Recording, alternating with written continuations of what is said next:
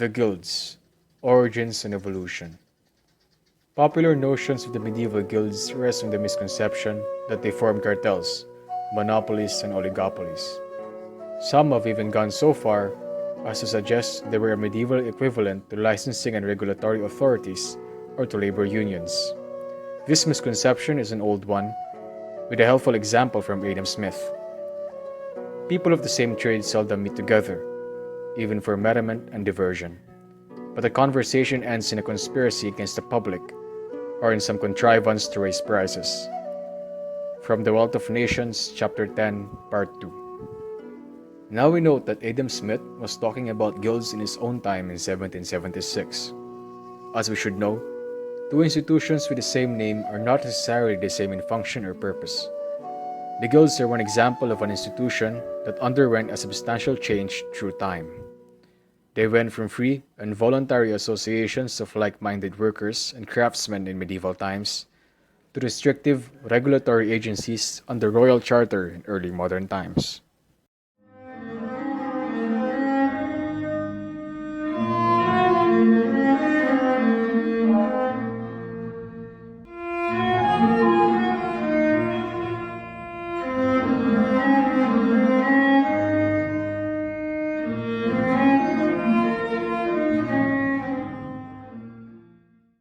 Guilds and Brotherhoods. The word guild comes from the Old English geld, meaning obligation.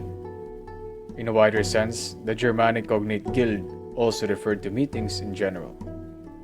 The first recorded use of guild in the sense of association comes from a Frankish capitulary regarding meetings by townsfolk regarding stolen goods in the town of Verneuil-sur-Avre. We wish that the priests and clerks of the count command the townsfolk not to hold a meeting, which they commonly call guild, against those who steal anything, but let them refer their case to that priest, who is one of the bishop's missi, and to those who in these places act as clerks of the count on these matters, in order that all may be prudently and reasonably corrected.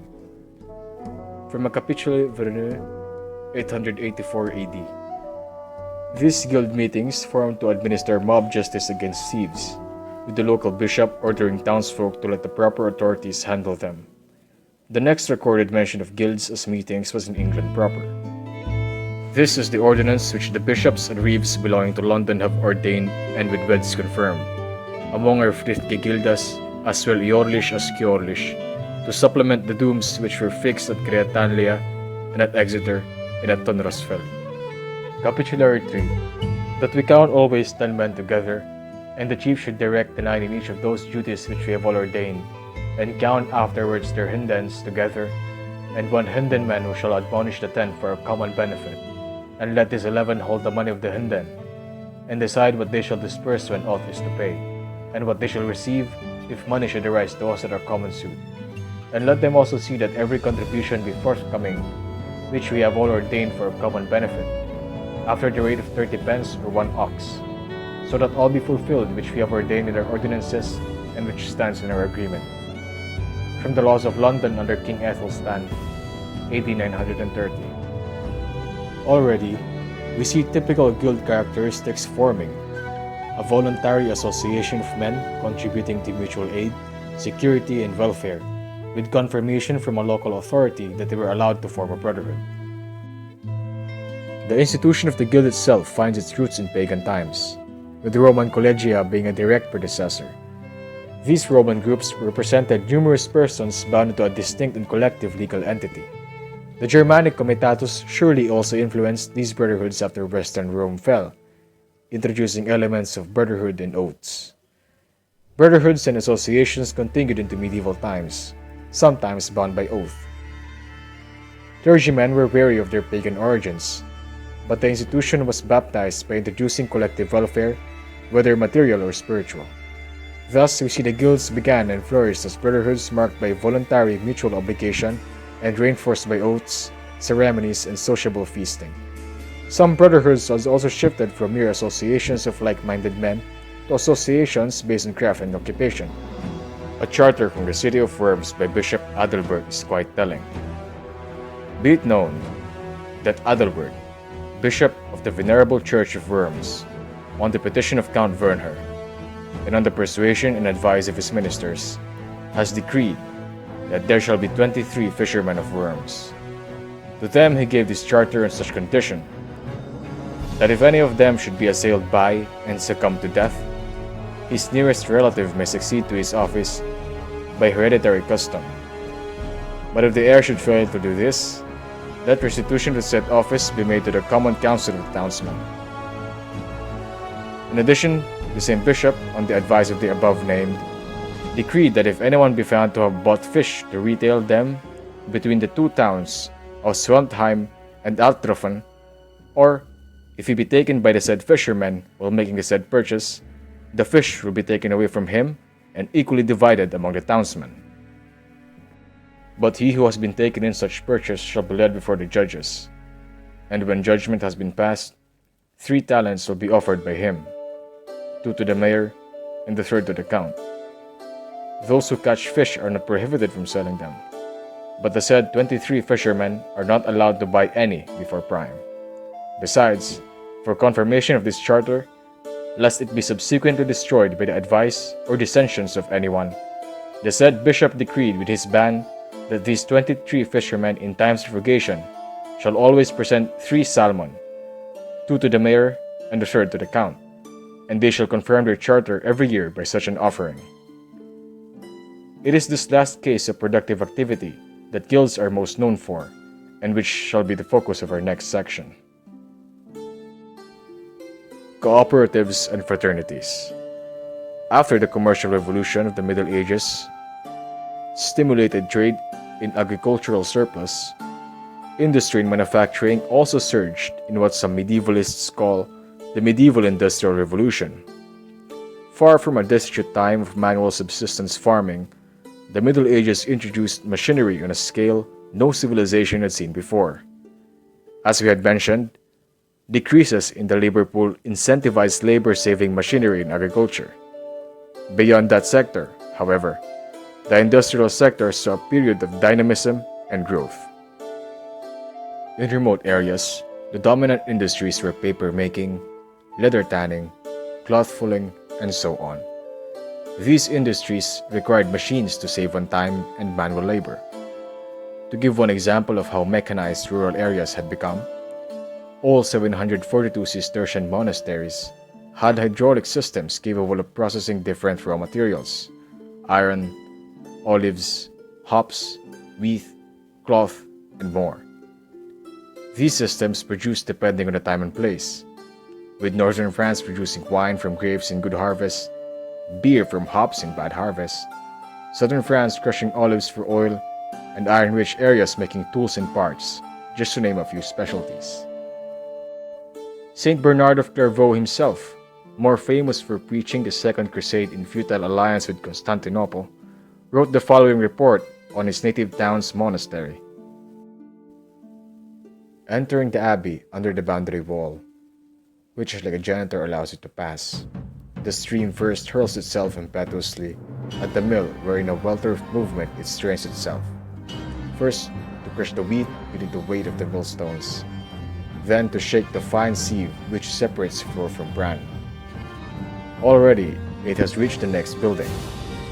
It replenishes the vats and surrenders itself to the flames which heat it up to prepare beer for the monks, their liquor when the vines reward the wine grower's toil with the barren crop. The stream does not yet consider itself discharged. The fullers established near the mill beckon to it. In the mill it had been occupied in preparing food for the brethren. It is therefore only right that it should now look to their clothing. It never shrinks back or refuses to do anything it is asked for. One by one it lifts and drops the heavy pestles, the fuller's great wooden hammers, and spares, thus, the monks' great fatigues. How many horses would have been worn out? How many men would have weary arms if this graceful river, to whom we owe our clothes and food, did not labor for us? Where water had no course, other areas used the wind to propel their production. No one owed the wind, and this course proved fruitful as populations increased. Windmills gave less power than water mills, but at lower costs and with greater scope. These medieval inventions sprang simultaneously across the Mediterranean and Near East, locals in windy, arid regions finding ways out of their drought. Europe began producing enough that Europeans even exported windmills to the Near East, as one Arab writer notes in a poem. The German soldiers used their skill to build the very first windmill that Syria had ever known. While classical Europe had a body of slaves to use for labor, medieval Europe had no such luxury. These machines helped them save labor for more fruitful tasks. It is in this context cooperatives and brotherhoods flourished. Instead of rigid, bureaucratic systems of journeymen and apprentices, these were informal statuses. Journeymen were simply employees, whether itinerant or stable. Apprentices were students in the craft, whether enrolled by their parents or taught by their parents themselves. Contrary to popular belief, no set years were mandated for these, and anyone could join a cooperative or brotherhood through merit. A craftsman showing his masterpiece to brotherhood leaders is no different from an employee displaying his resume to prospective employers, other than said craftsman having a more or less equal place as most brothers in craft. These organizations engaged in production, praying for the souls of deceased members, and more. Voluntary mutual obligation, brotherhood oaths, ceremonies, and sociable feasting applied to modern production or commerce. A century after our first examples of guilds, the Dutch clergyman Elenchus wrote his complaints about fierce and lawless behavior from men of Tiel, whose regular feasts marked by drunkenness, financed by a common treasury, has all marks of a regular guild activity. In English towns like Devon and Dorset, even small guilds financed monthly dinners for members, while sponsoring masses and prayers for deceased members. It is in high medieval times, however, that productive brotherhoods made their mark on place and time. Manufacturing cooperatives produced goods meant for export to the countryside, other towns, or distant markets. Victualler cooperatives bought agricultural goods, processed them, then sold them as foodstuffs, similar to restaurants and processed food factories. Some towns and industries had no productive cooperatives and associations. All had workers and enterprises who operated outside of them. Far from cartels or monopolies, these cooperatives and associations were mere brotherhoods of like-minded men. They were not firms in themselves, but voluntary organizations of willing entrepreneurs, masters, and journeymen, with associated enterprises. One case in 1355 London showed a weaving cooperative's displeasure at non-member weavers. The weavers of London complained to the mayor and the aldermen that the burlers were exercising the trade of weaving in their houses without being qualified by membership of the craft. The burlers boldly claimed the right as freemen of the city to carry on any trade or mystery. The weavers' attempt to establish their sole right to their craft was so little countenanced by the city authorities that they did not venture to appear on the day appointed, and a judgment was given to the effect that it should be henceforth lawful for all freemen to set up looms in their hostels and elsewhere, and to weave cloth and sell it at will. Indeed, merchandise flowed freely from point of production to point of sale. No legal barriers impeded trade among towns. Authorities protected merchants from acts of violence and arbitrary taxation. Courts enforced contracts. Starting an enterprise relied on tricks and rules that were credible, predictable, and most importantly, common knowledge. Gary Richardson summed up the case against monopolistic guilds as follows. Legal monopolies in markets for manufacturers were not in the interests of the men who made and enforced the law. The burdens of monopolies would have been borne by the most influential men in medieval society, merchants, aristocrats, and ecclesiastics, who had vested interests in trade. The interest of merchants is obvious. Trade was their livelihood. The interests of aristocrats and ecclesiastics is less readily apparent. Lords and priests owned the rights to hold most of the realm's markets and fairs. These events yielded large sums from tolls, taxes, fees, and rents. Those revenues rose and fell with the expansion and contraction of trade. So, the men who made and enforced the law benefited from high volumes of trade. They also had vested interests in the price of manufactured merchandise. The ability to purchase superior products was one of the most principal prerequisites of lordly life. Monopolistic pricing threatened that privilege. reducing the wealth of aristocrats, clerics, and merchants relative to the income of artisans and laborers. Monopolistic pricing also threatened lords' livelihoods. Aristocrats and clerics owned most of the flocks, forests, and minerals in the realm, and they wanted to receive high prices for those resources. In sum, the law forbid manipulating prices and quantities and injuring competitors and consumers, regardless of the methods used. Circumventing the law was costly and time-consuming. Corrupting the law was difficult and for typical craftsmen, impossible. Monopolistic machinations threatened the most powerful people in the medieval world: aristocrats, ecclesiastics, and merchants, and they opposed craftsmen's efforts to control markets. In addition, craftsmen had little, if any, incentive to act as monopolists, since monopolistic machinations would provoke retaliatory tariffs, civil suits, and criminal prosecutions. Moreover, markets for manufactured merchandise were difficult to manipulate. Manufactures were luxuries. Demand for them was elastic, and they could be shipped from one corner of the continent to another. Consumers could choose among merchandise made by many manufacturers, delay purchases of durables when prices are high, and search for better deals. Thus, manufacturers could manipulate the price of their products neither readily nor for great profit. In sum, there is no reason to suppose that manufacturing guilds possessed legal monopolies. These are many reasons to believe that they did not. In England's case, Richardson further notes that from a database of borough charters from 225 English towns between 1042 and 1600, at most 5% of guilds had legal anti-competitive powers. Furthermore, no town or village in the database had any powers to turn away merchants or imports made elsewhere. Statistically speaking, this means an allowance of at most 1% of all towns beyond the database having such a power. One should also note that 23 of the largest 25 towns appeared in the database, such that any other town or village with such powers barely had any effect on commerce. Indeed, the Magna Carta's 13th clause ensured that stereotypical guild abuses like turning away merchants and rival guildsmen would never happen. All merchants shall have free and undisturbed passage to and from England, and shall be safe and unmolested during their stay and in their travels by land and water throughout the country. No burdensome or extraordinary measures shall be levied upon them, but they shall buy and sell freely on payment only of the proper and established dues. These provisions, however, shall not apply in wartime to nationals of country at war with us. If we find that our merchants are safe with the enemy, their merchants shall be safe with us. In Italy, associations likewise did not have only financial and professional aims.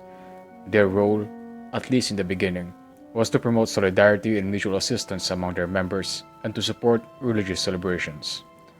However, as noted by some scholars, it was precisely during the 13th and 14th centuries that this role began to diminish. And although it was never formally abolished, the change did work to the advantage of the truly institutional activities. Mutual aid and the religious guidance for the lay members became the confraternities' prerogatives. These cooperatives and brotherhoods never kept themselves to the city, and rural ones proliferated. In one example for the village of Gambassi in Valdelsa, Tuscany, glassmakers formed a religious confraternity for material and spiritual aid, their organization and administration lending itself to that of the first Gesuati Brotherhood, established by Giovanni Colombini of Siena, a merchant and senator of Siena who entered the consecrated life and established his religious order. Richardson thus sums up how medieval guilds behaved. Successful guilds produced quantities far beyond local or regional needs and exported ever-increasing quantities from their hometowns to rural villages, distant towns, and foreign nations. Guilds from distant towns competed against each other in those markets, where the preponderance of the population lived and where guilds sold most of their merchandise. One, however, could object and point to the mentioned example of Worms fishermen as an example of monopoly. We note that Bishop Adalbert's bans only buying fish for resale in Worms' vicinity. Additionally, the Council of Fishermen are also banned from selling before the liturgical office of prime, or 6 a.m. in the morning. In fact, Bishop Adalbert's charter explicitly mentions that anyone who catches fish is allowed to sell them, while imposing restrictions only on the 23 fishermen. These regulations stem from forestalling and regrating, common practices in early medieval and indeed later times. Forestallers bought up merchandise before it reached the market in order to drive up the price. And grocers hoarded merchandise when expecting prices to rise. Finally, regrators purchased products and resold them in the same market at a higher price. Richardson calls them early examples of antitrust regulation. For laymen, antitrust regulation is meant to deter the market from anti-competitive behavior.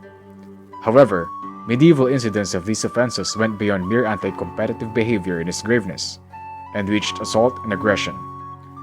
Forestallers stalled merchants and producers from reaching the market, coercing them to give up their wares for a lower price than selling in the market would give. Potential sellers often had no choice than to accede, since the delay usually meant that no one would buy their goods anymore. Richardson once again lays out the facts regarding forestalling and regrating in England. In statistical terms, 5.8% of extant borough charters contain prohibitions against forestalling and regrating, and the 95% confidence interval for the percentage of all towns enshrining antitrust provisions in their constitutional documents ranges from 2.7 to 8.8%. Despite the relative lack of anti-competitive behavior among guilds, cooperatives, and brotherhoods, however, these groups did manage to increase their market power relative to independent producers. Medieval guilds and enhanced market power. While the guilds, fraternities, associations, and cooperatives were decidedly not monopolies, that is not to say they competed on equal terms with independent producers. Indeed, in the 19th century, the word monopoly was used to denote many kinds of behavior that enhanced market power. Monopoly, monopsony, monopolistic competition, imperfect competition, oligopoly, collusion, cartels, price discrimination, predatory behavior, price supports, vertical integration, barriers to entry, intra-brand competition reducing restraints, upstream and downstream foreclosures, and countless kinds of government intervention. All of these activities generate market power and permit price manipulation. It all fell within the old notion of monopoly. Guilds and fraternities were especially prone to monopolistic competition and monopsonistic behavior. First, we begin with an economics lesson. In the theory of the firm, a market may be classed on the supply side as existing in perfect competition, monopoly, oligopoly, and monopolistic competition. A perfectly competitive market has a homogeneous good, with numerous buyers and sellers. Demand determines price, with supply moving and responding afterward. In contrast, a monopoly has only one firm in a certain area controlling price, with consumers having to make do with what price the monopolist sets. An oligopoly has few firms with a stranglehold on the market. They may cooperate in a cartel, in which case the cartel acts like a monopolist. They may also compete with each other, as Antoine Cournot and Joseph Bertrand analyzed. Lastly, a market in monopolistic competition has producers with heterogeneous goods. Different qualities, purposes, and much more ensure that a monopolistic competition sets in. It is this last class of market that guilds often found themselves in. While free tradesmen and enterprises could compete freely, however, joining a guild or cooperative gave advantages to productive members. Senior workers inspected all produced goods to ensure quality, while penalizing members who repeatedly produced inferior ones. Guilds also had distinctive marks of their trade in their products, with guild branding and secret manufacturing processes a common sight. These steps ensured protection from fraud and counterfeiting, a common problem.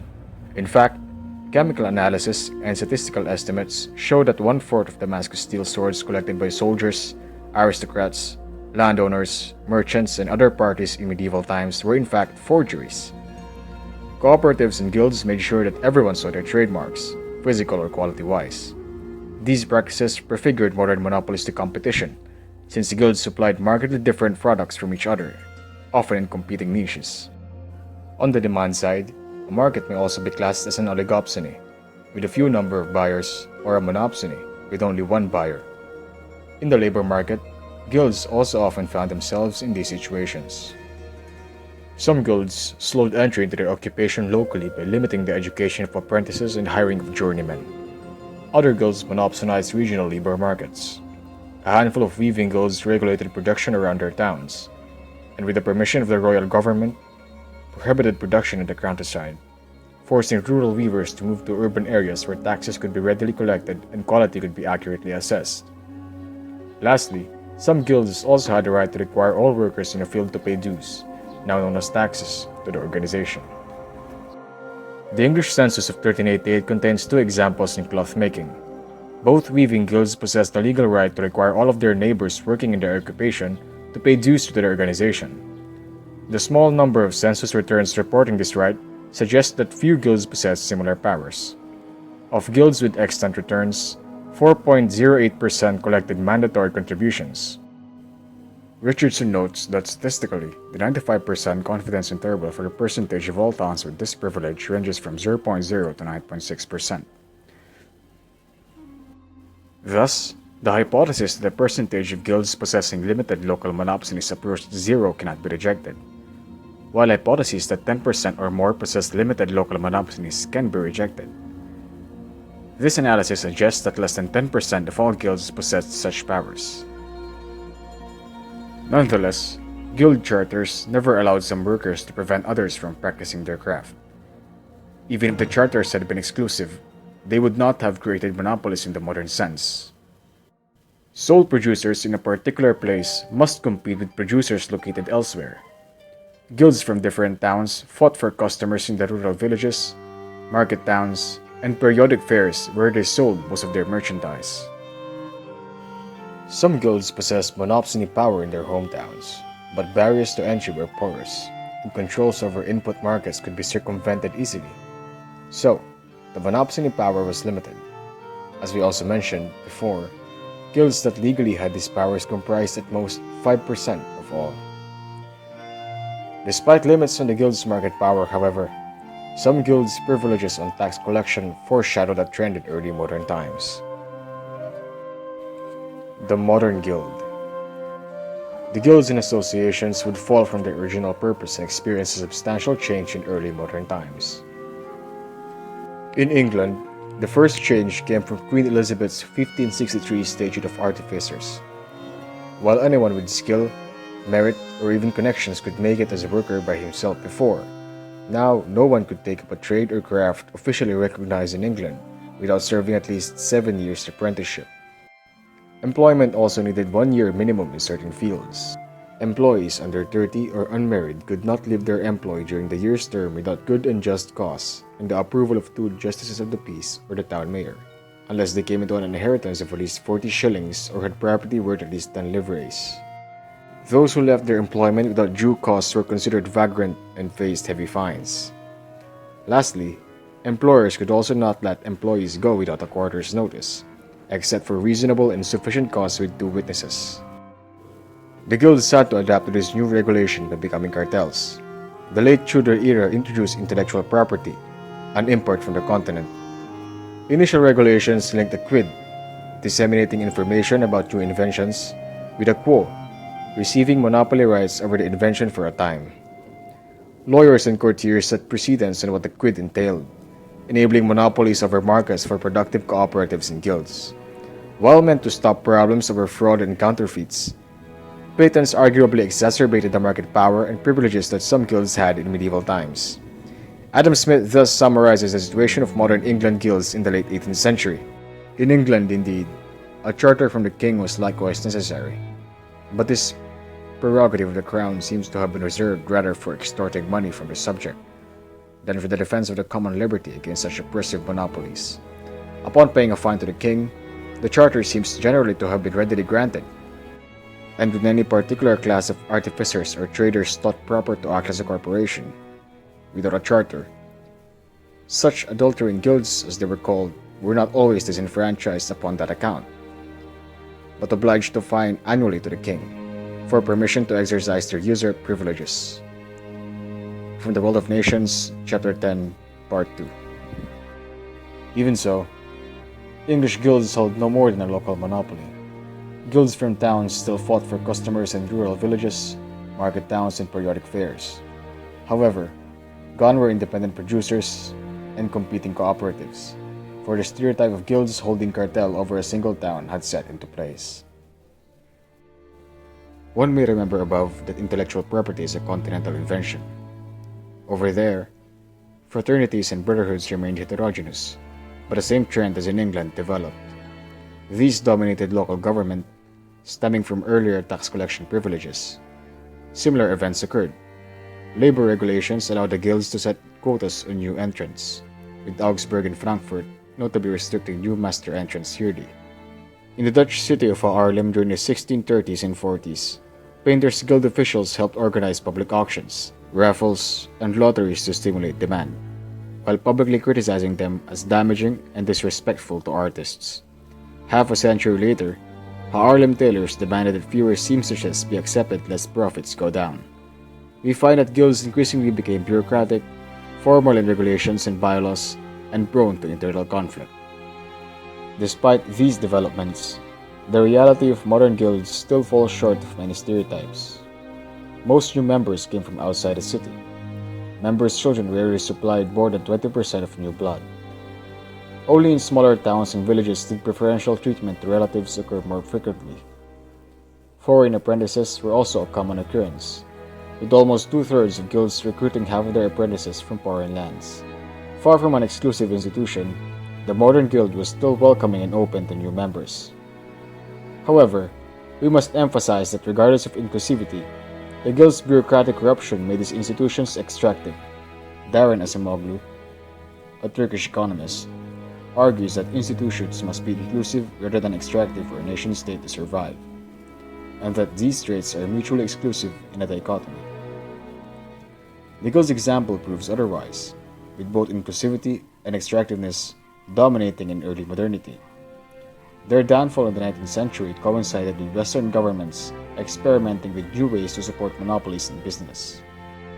As the guilds fell, governments turned their support to a burgeoning type of firm, called the Limited Liability Corporation. Frederick Kempen points out how revolutionary this shift was.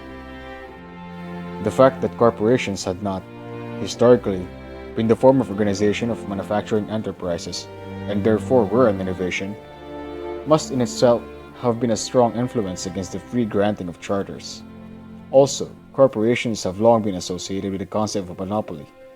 Indeed, the granting of corporate privilege with limited liability was itself considered to be a type of monopoly, by way of legal privilege if not by way of trade or product, that was anti-democratic in nature. If the small, unincorporated businessman was subject to total financial ruin in a business failure, the argument ran, why should a corporate stockholder be exempt from the same risk? From limited liability in the historical perspective, some guilds already had limited liability privileges stemming from local government privileges. However, the East India Company's formation in 1600 planted the seeds of how business would be done for the next half-millennium. Governments had already colluded with guilds in a sort of dry run to further support of monopolies in business. Once the guilds had stagnated, governments simply abandoned them and switched their focus to more efficient monopolies. The early modern guild's downfall sheds light on how an age-old institution felt its stagnancy, and should serve as a warning for entrepreneurs to come.